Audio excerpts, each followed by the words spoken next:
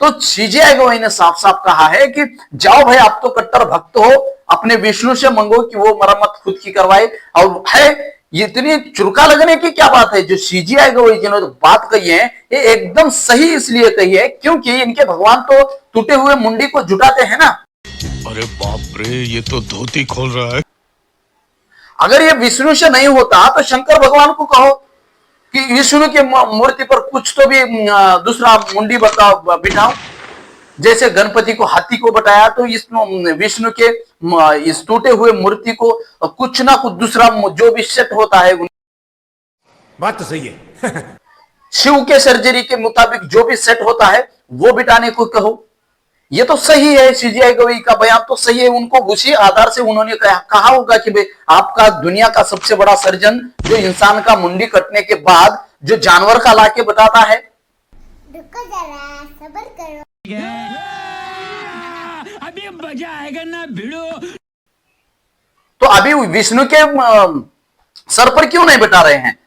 तो फिर वही गवाही जी ने कहा होगा कि भाई तुम्हारे पास सबसे दुनिया का बड़ा सर्जन है, तो फिर सुप्रीम कोर्ट के यहां क्यों दरवाजा खटखटाने आए हो? आपको तो जाना चाहिए शिव के पास कि भाई हमारे देवता का सर कट गया, मुगलों को तोड़ते समय बचाने की, रोकने की। सभी देवता चुपचाप तुम्हारे देवताओं की मुंडी कटते समय देखते रहे।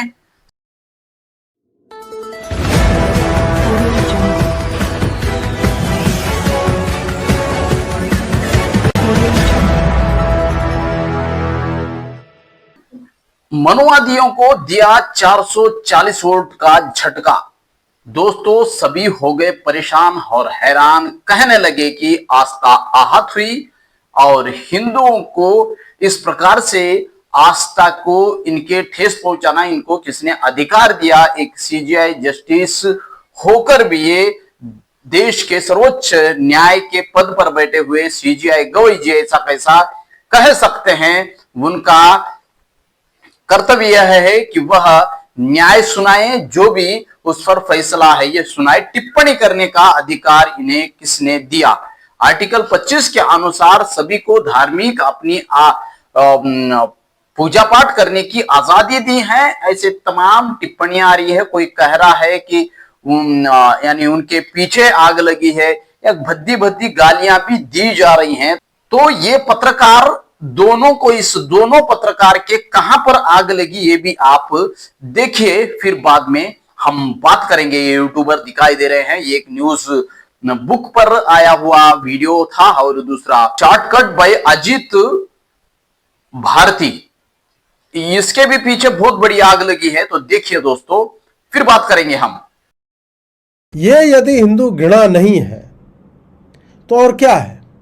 क्या सीजीआई गवाही के पिछवाड़े में दम है कि वो मुसलमानों को यही बात बोल सके? जली ना, तेरी भी जली ना। ये टिप्पणी जब देश की सर्वोच्च अदालत में हुई तो यह सवाल उठा कि क्या सर्वोच्च अदालत को, जो भारत के संविधान की रक्षा का प्रतीक है, उसे किसी भक्त की आस्था को ऐसे हल्के में लेने का हक है? बोलने दे, तकलीफ हुआ है बेचारे को, बोल बोल। क्या इस देश के मुख्य न्यायाधीश को किसी भक्त को ये कहकर अपमानित करने का हक है? तो इस प्रकार से इन लोगों के पीछे जो आग लगी है, यह आग ये नहीं है, क्योंकि इनको लग रहा है कि ये भारत देश इनके बाप दादाओं का ही है, और इस भारत देश के तमाम SC ST OBC का जीना कैसे हराम इनके बाप दादाओं ने किया, और अभी ये लोग भी कर रहे हैं।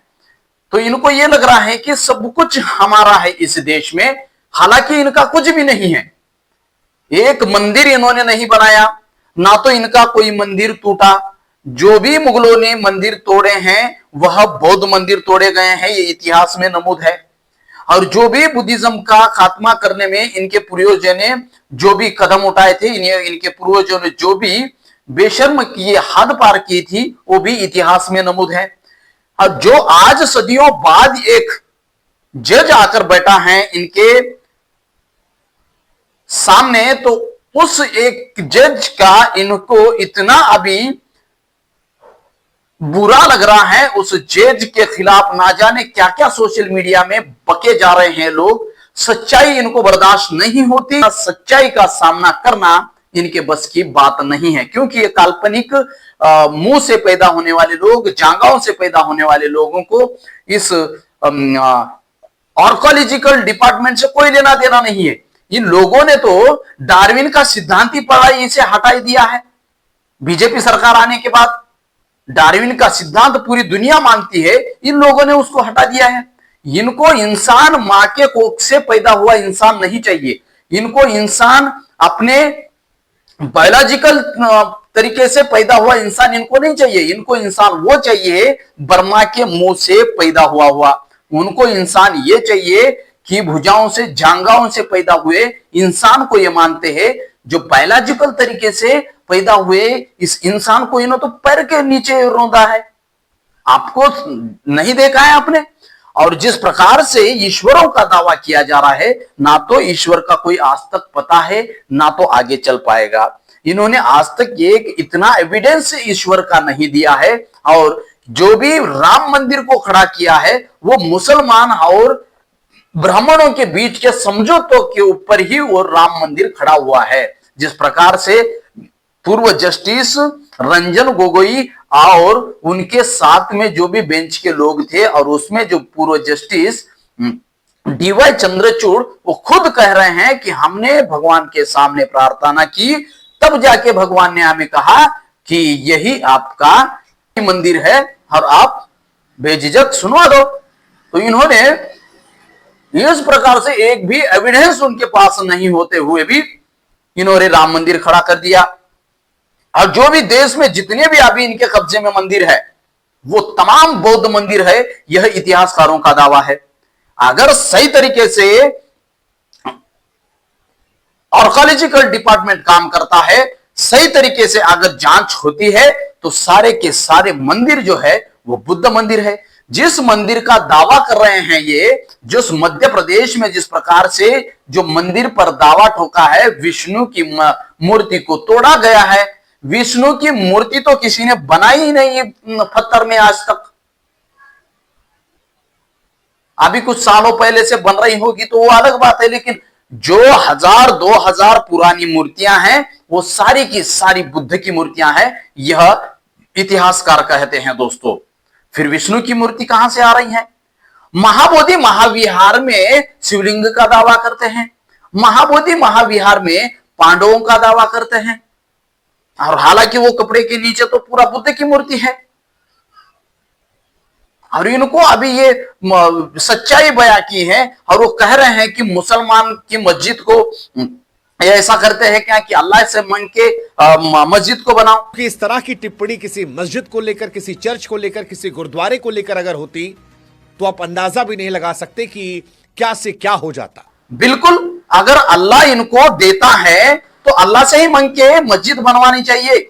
मस्जिद के अंदर मुसलमानों को, जैसे कश्मीर में जो सम्राट अशोक का चिन्ह जो देश का प्रतीक माना जाता है, जो सरकारी दफ्तर पर लगाता है, सरकारी दफ्तर से सरकार का धन तो इन्हें मस्जिद दरगाह बनाने के लिए चाहिए, लेकिन वह उनके मस्जिद में सरकारी दफ्तर में लगा हुआ इस देश का प्रतीक नहीं चलता।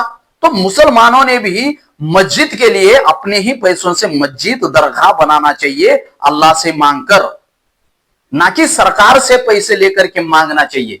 अगर अल्लाह में ताकत है, अगर ईश्वर में किसी ताकत है, तो उस ईश्वर ने उस धर्म के मंदिर, मस्जिद, चर्च को बनवाने चाहिए। ये भी कहेंगे वो अल्लाह के बारे में या जीसस के बारे में, अगर गवई जी के पास अगर याचिका जाती है कि हमारे मस्जिद को या हमारे चर्च को संरक्षण करने के लिए परमिशन दे दो, तो वो भी कहेंगे कि अल्लाह से और जीसस से मांगो भाई, वो करवा देंगे, वो आपके कट्टर भक्त हो आप उनके। तो वैसे ही कुछ यहां पर हुआ मध्य प्रदेश के उस जहां में जिस प्रकार से मंदिर पर दावा करके उस टूटे हुए मंदिर को संरक्षित करने का उन्होंने जो पिटीशन दाखिल किया था, तो सीजेआई गवाही ने साफ साफ कहा है कि जाओ भाई, आप तो कट्टर भक्त हो, अपने विष्णु से मांगो कि वो मरम्मत खुद की करवाए।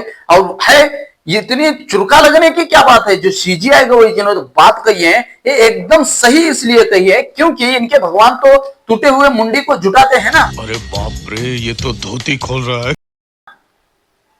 अगर ये विष्णु से नहीं होता तो शंकर भगवान को कहो कि विष्णु की मूर्ति पर कुछ तो भी दूसरा मुंडी बताओ बिठाओ।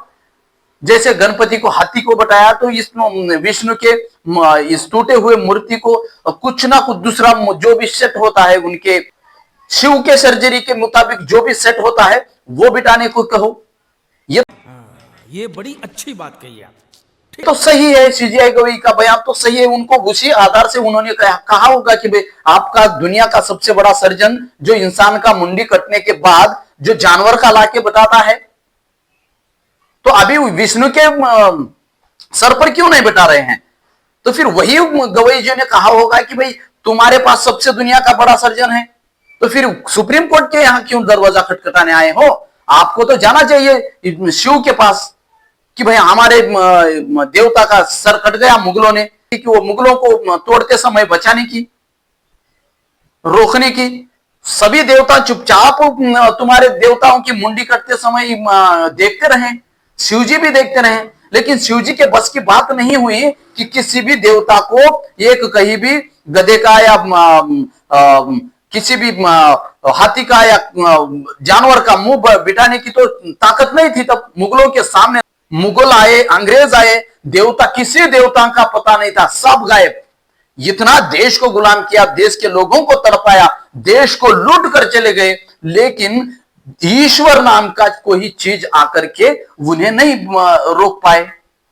ना ईश्वरों की मुंडी कटी जब भी नहीं रोक पाए, इस देश के लोगों की गर्दन कटी तभी नहीं रोक पाए, इस देश के हिंदुओं को मारा गया बोलते हैं तभी भी नहीं आए देवता।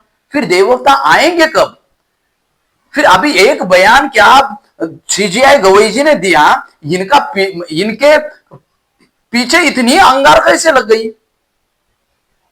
तो साथियों, यह सब ब्राह्मणवाद का खेल है और ये ऐसे चंद लोगों को पैसे दे करके यह भेजते हैं और माहौल इस प्रकार से बिगाड़ने का कोशिश करते हैं। तो दोस्तों, इस देश में हिंदुओं को भड़काने की कोशिश चल रही है, हिंदुओं के खिलाफ बयान दिया। हिंदुओं के खिलाफ कहां बयान है?